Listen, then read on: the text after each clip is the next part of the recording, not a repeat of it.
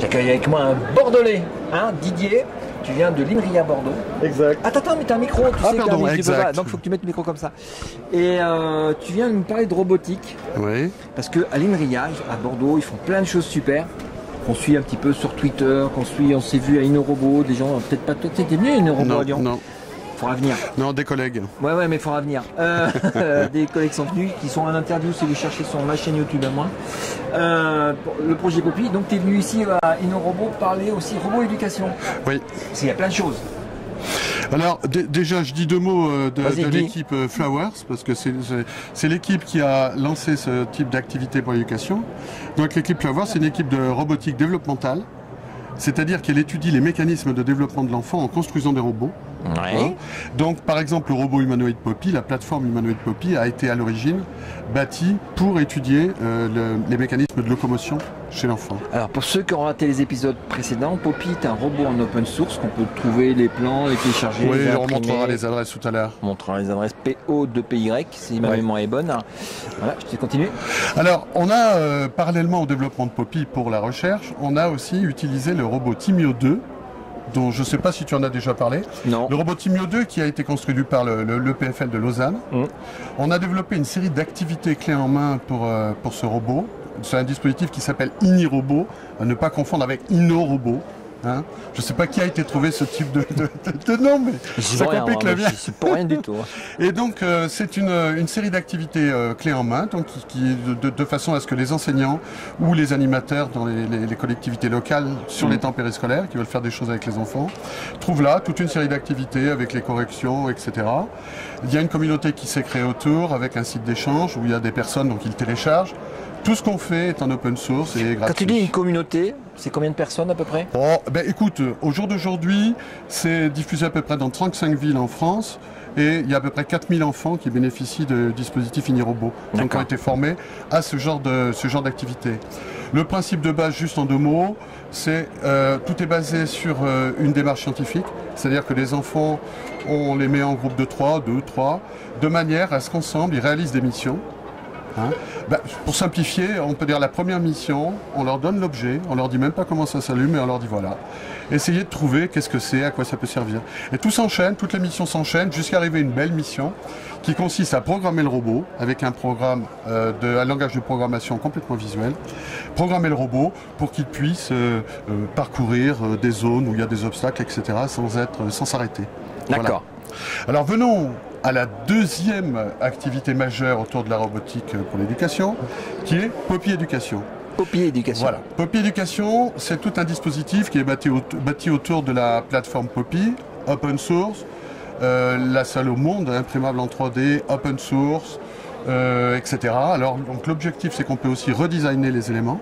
On peut utiliser un bras robotique, un torse simplement, donc avec la tête et les deux bras. C'est comme ça à peu près, hein, 83 cm. Voilà. Hein. C'est quelque chose de léger et c'est ce qu'on appelle un dispositif bio-respiré. Il y a une colonne vertébrale, c'est léger. Voilà. Alors nous, on a commencé et on continue à bâtir des activités pédagogiques avec cette plateforme Poppy, avec comme langage de programmation principalement Python et Scratch Snap. Scratch, c'est dur à dire. Ah, hein. Surtout en fin de colloque. Scratch et Snap. Qui a trouvé ce nom. Enfin, d'accord.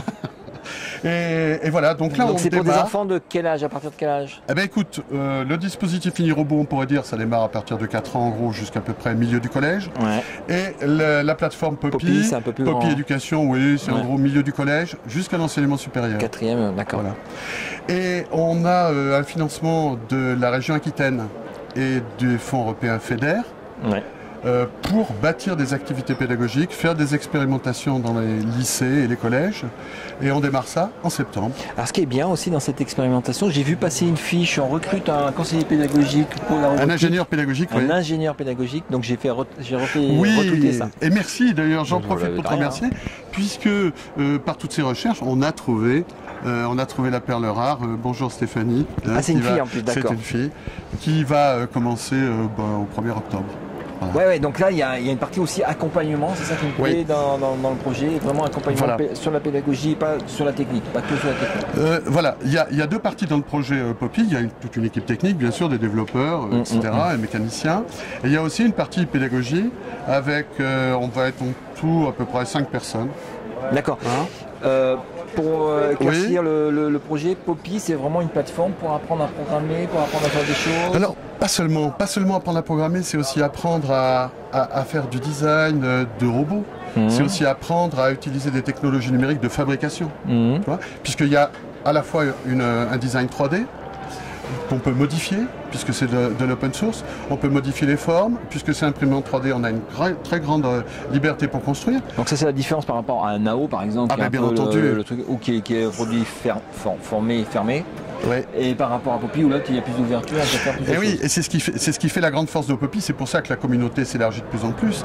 C'est que on voit des Poppy qui sont construits ici ou là avec des différences. Par exemple, à la Cité des Sciences à Paris, ils ont décidé à un moment donné qu'ils allaient faire un Poppy pirate. Donc qu'est-ce qu'ils ont fait? Poppy pirate. Oui, alors ils ont fait quelque chose de très sympa. J'espère que je ne me trompe pas, que c'est bien la Cité des Sciences, sinon ils me pardonneront. Par exemple, ils ont mis qu'une jambe, et l'autre jambe, c'était une jambe de bois. Bien entendu. D'accord. Voilà un exemple de design qui peut être rigolo. Il y en a certains qui l'habillent, il y en a d'autres qui rajoutent des caméras, qui rajoutent des LED, qui rajoutent un haut-parleur, un micro, etc. Donc l'intérêt, c'est de pouvoir utiliser les briques matérielles et logicielles pour faire un objet qui correspond à un besoin particulier. D'accord. On a fait le tour un peu de tout ce que tu fais? Oui, et ce projet va s'échelonner sur 2 ans. Non, je serai intarissable là-dessus. Ce projet va s'échelonner sur 2 ans et on va travailler donc en étroite collaboration avec différentes instances de l'éducation nationale. Il y a beaucoup d'acteurs là-dedans et on fera le point dans 2 ans. Mais il faut nous suivre en attendant. Poppy Project sur Twitter. Et il y a tout ce qu'il faut sur Twitter, c'est ça qui est bien. On peut montrer peut-être les sites. Montrons. Ah, tiens, il y a plein de trucs. C'est moi, je vais faire le téléachat. Alors, celui-là, c'est Dessine-moi un robot. Alors, Dessine-moi un robot, c'est le site général. Site général. Qui présente nos activités robotiques.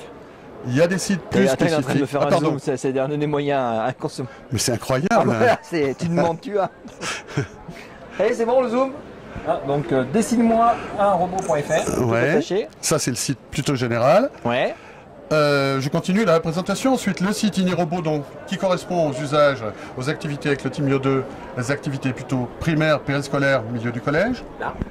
Et le projet qui démarre, là, qui va petit à petit monter en puissance, qui est Poppy Éducation, à partir du milieu du collège en gros, jusqu'à l'enseignement supérieur. Et on commence des tests dans quelques semaines avec des établissements partenaires en ISN, en ICN, avec le collège, etc. Donc enseignants motivés, allez chercher de l'information là-dessus. Oui, la communauté ouverte, open source, tout ce qu'on fait est en open source. Il y a des garçons bavards tout le monde est bienvenu. Qui vont vous aider, qui vont vous guider, qui vont vous tuyauter. Bon, je sais pas, j'en connais pas. Non, ou passionnés, on va dire. Des gens passionnés qui vont vous guider. Je préfère. Ok. Dernière question. Oui. Ça t'a fait quoi de venir à une robot? Ah ben mince, à Ludovia, c'est où je suis. À Ludovia. Alors Ludovia, c'est quelque chose d'assez particulier parce qu'il y a beaucoup d'événements différents qui se passent un petit peu partout. C'est très complexe, il y a beaucoup de choses qui se passent en même temps. Et je dirais, moi, le premier plaisir qu'il y a, c'est qu'on rencontre énormément de gens. On discute, on échange des projets, il y a des choses qui naissent et qui ne sont pas éphémères. Ça, c'est vraiment super intéressant. Plus les réflexions ici ou là, dans des ateliers qu'on va poursuivre par la suite. Je t'invite, on va faire un truc au mois de mai à l'IFE avec Catherine Perrotin sur Robot Éducation pour éclaircir un peu tout ça. Ouais, c'est marrant, j'en ai entendu parler. Ouais, on a parlé à l'apéro. Parce qu'il se passe beaucoup de choses à l'apéro aussi. Donc on se reverra au mois de mai, puis on se refera un petit truc au mois de mai. Mais écoute, volontiers. Merci beaucoup. Ciao. Au revoir.